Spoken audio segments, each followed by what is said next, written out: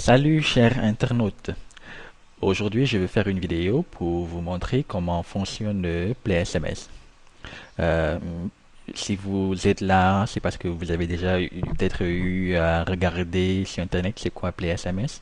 Donc je vais vous parrainer des explications sur c'est quoi Play SMS et je vous invite à aller voir playsms.org. Je vais aller droit au but pour rendre courte cette vidéo et vous montrer comment installer Play SMS. La première chose à faire, il faut déjà aller dans le site web playsms.org. Je pourrais aussi dire que avant de commencer l'installation, j'aimerais dire que je vais installer mon PSMS en Raspberry Pi. Dans Raspberry Pi, donc vous pouvez suivre si vous avez une machine de la famille Debian, c'est-à-dire Ubuntu ou Debian ou bien Linux Mint. Mais moi, je vais utiliser mon Raspberry Pi version 3 pour pouvoir faire l'installation. En vrai, je l'ai déjà fait, mais juste la vidéo, c'est pour expliquer comment je fais. Donc, premièrement, vous venez dans Download dans playsms.org. Dans Download, vous voyez ici, il y a deux endroits où vous pouvez télécharger PlaySMS. Le premier, c'est la release officielle, la version stable. C'est elle qu'il faut installer. Donc, je fais un clic droit et j'ouvre dans notre onglet. Et la deuxième, c'est la version qui est en cours de développement. Je vais l'ouvrir simplement parce que je vais utiliser le fichier install.cm pour démontrer certaines choses. Ok. Vous êtes sûrement aussi familier avec mon site web où je décris un peu le fonctionnement des PlaySMS avec d'autres modules. Donc je vais utiliser également une partie de mon site web pour démontrer certains éléments qui ne sont pas dits dans PlaySMS. Par exemple, comment installer les dépendances, c'est pas dit dans la PlaySMS. Dans le site web de PlaySMS, nulle part ailleurs d'ailleurs. Donc, première chose à faire, il faut télécharger PlaySMS. Donc, faites un clic droit ici et je fais copier le lien pour moi. Faites comme vous voulez. Et je me rends dans mon Raspberry Pi. J'ai un répertoire qui est Home Pi Labs PlaySMS. Donc, je vais simplement faire un wget et je copie le lien vers SourceForge. Et si j'appuie sur Entrée, il va faire le téléchargement. Je ne vais pas le faire puisque j'ai déjà eu à le télécharger, donc je vous épargne cette étape. Ok. Maintenant, on vient voir la procédure d'installation. Dans GitHub, que j'ai ouvert précédemment, vous voyez, il y a un fichier install.md. Alors, ce fichier décrit la procédure à utiliser pour installer PlaySMS. Il y a deux méthodes. Dans la procédure, les prérequis, il y a deux méthodes. Il y a la méthode 1 et il y a la méthode 2. La méthode 1, il faut la faire quand vous êtes dans une machine Ubuntu, parce qu'il a été testé pour Ubuntu. Mais la méthode 2, on va l'utiliser parce que la méthode pas à pas qui nous permettra de voir en détail qu'est-ce qui est fait quand on installe PlaySMS. La première chose à faire, comme je vous l'ai dit, c'est d'installer les prérequis. Donc, tous ces paquets, ce sont les prérequis qu'il faut installer. Vous venez dans mon site web, voilà, vous venez ici, installation de PlaySMS, et vous venez sélectionner les prérequis qu'il y a là. Donc je sélectionne tout, je fais CTRL-C pour copier, et je viens dans mon terminal, je fais un CTRL... Non, ça ne se fera pas. Donc d'abord, première chose à faire, je deviens root, sous-dessous. Ok. Après, je fais un CTRL-V, et l'installation est faite. Comme j'ai dit, j'ai déjà installé, donc je vous épargne cette étape-là. Ok, après avoir installé les prérequis et être sûr que PlaySMS ne va pas pleurer après, la deuxième chose à faire, c'est de désarchiver PlaySMS. Donc, on va suivre maintenant les étapes qui sont mises dans le fichier install.md et dans GitHub. Vous pouvez également trouver ces fichiers-là dans l'archive des PlaySMS. Mais comme on ne l'a pas encore archivé, donc on ne sait pas. Donc, la première chose, j'ai des archives. Voilà. Je fais un tar moins ZXF, le nom de PlaySMS, moins grand C, user local source. Donc PlaySMS va être désarchivé dans le répertoire user local source. Ok, ça va prendre un peu de temps. La deuxième chose, je vérifie, je fais ls-l le user local, donc je vérifie que l'archive a bien été créée.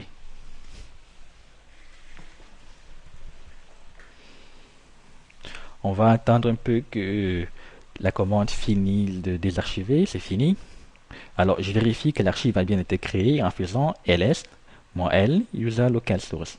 Donc, vous pouvez bien voir qu'ici on a un répertoire appelé playsms-1.3.1. Ok. La troisième chose à faire, c'est de vous rendre effectivement dans ce répertoire. Donc avec un cd user local source playsms, donc vous vous rendez dans ce répertoire.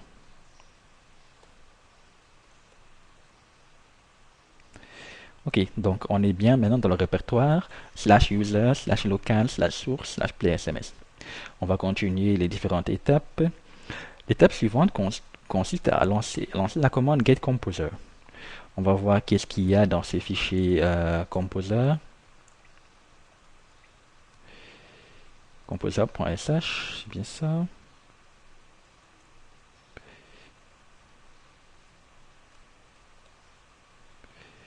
Voilà, getComposer plutôt. Donc c'est un script composer qui nous permet d'aller télécharger les dépendances qui vont être nécessaires pour l'installation. Donc je l'ai déjà fait, donc je ne sais pas s'il faut que je le fasse encore, getComposer. Donc je lance getComposer et il va prendre un temps pour installer. Je vais mettre pause parce que ça peut prendre beaucoup de temps et je reviens juste après.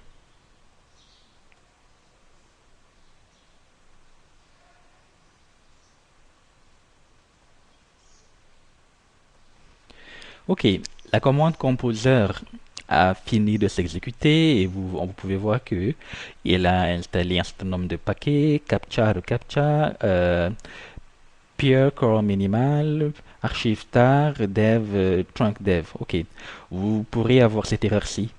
L'erreur là, il faut pas en tenir compte comme spécifié dans le document. Voilà, c'est une erreur qui peut arriver, mais dont il ne faut pas tenir compte. Maintenant, ici, il y a une petite précaution qu'il faut prendre. L'étape numéro 3, c'est l'étape où il faut qu'on crée les répertoires. Donc, première chose que vous devez vérifier avant de pouvoir continuer, c'est vérifier dans votre Apache. Donc, en faire un less, etc, je fais remonter, less etc, Apache 2, site, available, 0 default. Donc, vous vérifiez bien ici que le document route est le bon. Pour beaucoup d'entre vous, il n'y aura pas le HTML, mais pour moi, il y a HTML. Donc, ça veut dire que il faudra que je modifie à chaque fois les chemins pour bien pouvoir mettre le HTML. Par exemple, la commande qui est là, qui nous demande de créer les répertoires. Donc, vous voyez qu'ici, il n'y a pas HTML. Donc, dans var w, il n'y a pas HTML. Donc, je dois écrire ici HTML.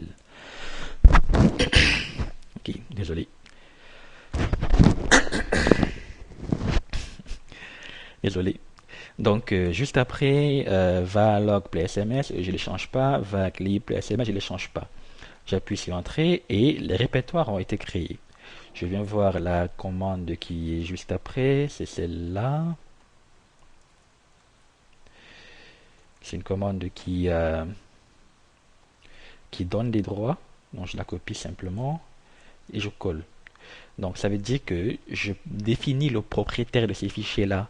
Vous voyez ici, il faut à chaque fois pour moi que j'ajoute HTML.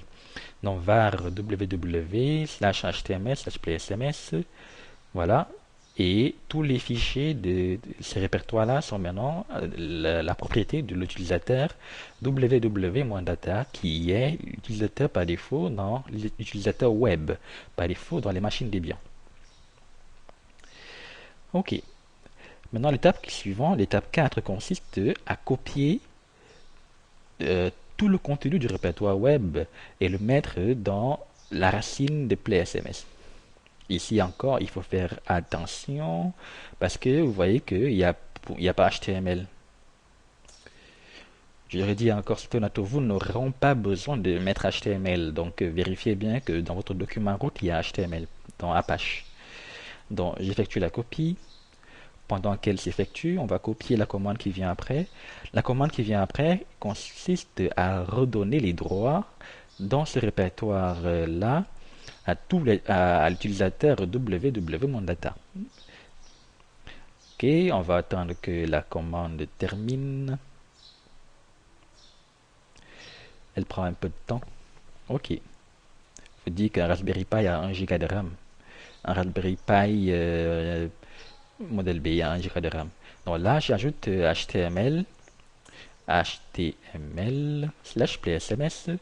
Voilà, faut vraiment faire attention avec ce schéma-là, sinon votre PSMS ne fonctionnera pas. Donc j'appuie sur Entrée et l'option R fait que tous les fichiers de ce répertoire racine de PSMS, si on regarde avec ls-l, vous voyez qu'ils appartiennent à l'utilisateur www.data. Voilà, et c'est le cas pour tous les fichiers de ce répertoire-là. La chose qu'il faut faire après cela, c'est maintenant on va configurer, on va d'abord créer la base de données PlaySMS. Donc je tape cette commande-là. J'ai déjà créé la base de données, donc il se peut que cette commande-là produise une erreur. Donc je rentre mon mot de passe et j'ai une erreur parce que je l'ai déjà créé. Donc c'est pas grave. Vous n'aurez pas cette erreur-là. Donc la prochaine étape consiste à copier le fichier SQL de la base de données et l'intégrer dans la base de données PlaySMS. Donc je le fais avec la commande qui est là.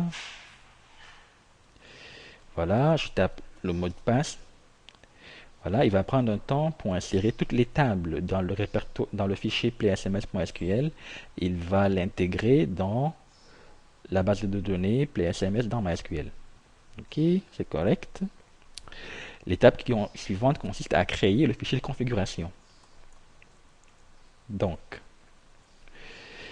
vous voyez ici, il faut faire encore très attention au chemin parce que vous voyez qu'il n'y a toujours pas de HTML ici. Donc, je fais la copie de var www html psms config disk var html psms config.php. Donc ce fichier là, je fais une copie et je l'appelle config.php. Maintenant, il faut que j'ouvre ce fichier là pour l'éditer. Donc je fais via m, je fais point d'exclamation $, ça veut dire que ouvre-moi le dernier argument de la commande précédente. Donc, c'est-à-dire, il va ouvrir ce fichier-là.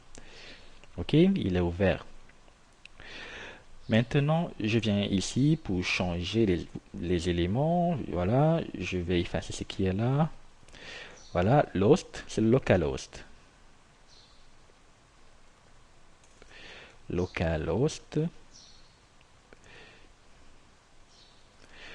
Le port de MySQL, c'est 3306.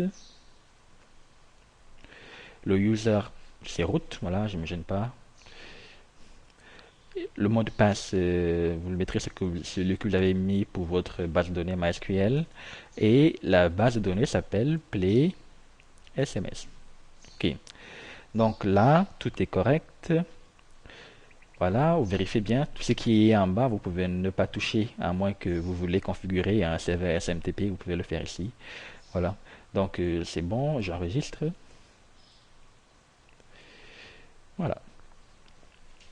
Maintenant, qu'est-ce qu'il faut faire? Maintenant, je dois maintenant copier c'est un programme que je vais mettre dans la machine qui vont permettre le fonctionnement de PlaySMS.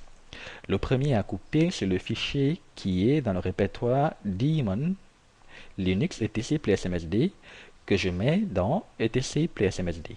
Ok, copier. Le deuxième, c'est un fichier binaire, un programme. un script plutôt. Donc, daemon linux bin psmsd que je mets dans user local bin psmsd. La copie est faite, c'est bon.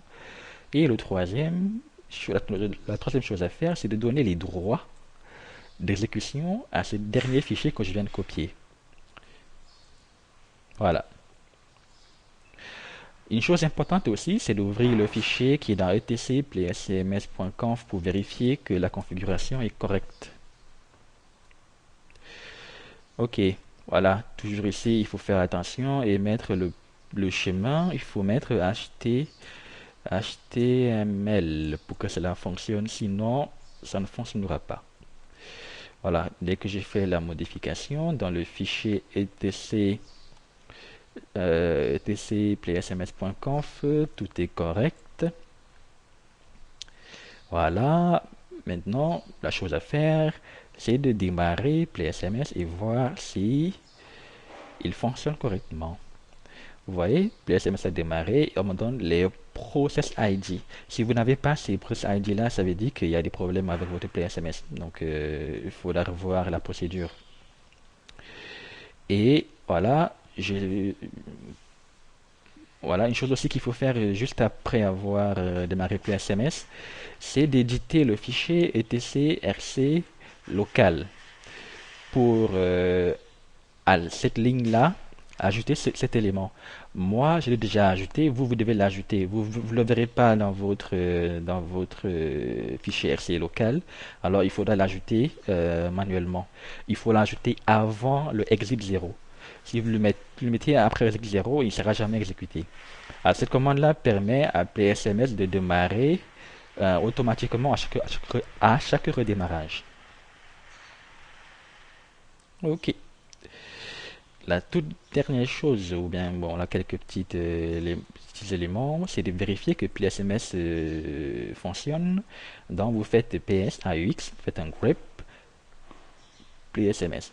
Vous devez voir qu'il y a 4 process qui ont démarré. Voilà, le scheduler, le DLR, le receive SMSD, le sender. S'il y a un problème avec cela, c'est que ça va pas. Vous pouvez aussi utiliser la commande SMSD pour vérifier le statut des SMS, le PSMS. Par exemple, PSMS statute vous donne le statut. Donc là, il est en train de tourner. Et PSMS check, non, ce n'est pas check, c'est check. Voilà, aussi me donne quelques paramètres, le fichier de configuration, le schéma de PSMS et les éléments. Voilà, voilà, c'est des méthodes aussi pour pouvoir débugger. Apparemment, tout est bon. Voilà. Tout est bon, tout fonctionne correctement. Je dois maintenant vérifier que PlaySMS marche. Alors, je vais déjà retrouver mon adresse IP en faisant ifconfig. Donc, je suis mon Raspberry Pi et se trouve sur l'adresse IP 192.168.1.10. Donc, je copie cela et je viens dans mon navigateur. Voilà. Je vais ici rentrer cette adresse IP et je tape PlaySMS. Voilà. Donc, PlaySMS marche. Pour se loguer par défaut, c'est admin. Admin, vous tapez admin, login. Tada! Voilà, bravo, vous avez fini. Vous avez pu installer PlaySMS dans un Raspberry Pi. Il marche également, cette même procédure peut marcher si vous l'installez dans Ubuntu, dans Debian, voilà, dans un certain nombre de machines. Juste, il faut faire très attention au chemin. Donc, vérifiez bien votre document de route. C'est ça qui pose généralement le plus grand nombre de problèmes. Ok, donc vous pouvez regarder les vidéos qui vont suivre où je vais aller beaucoup plus en détail sur les différentes fonctionnalités de PlaySMS et comment est-ce qu'on le configure. Merci et à très bientôt.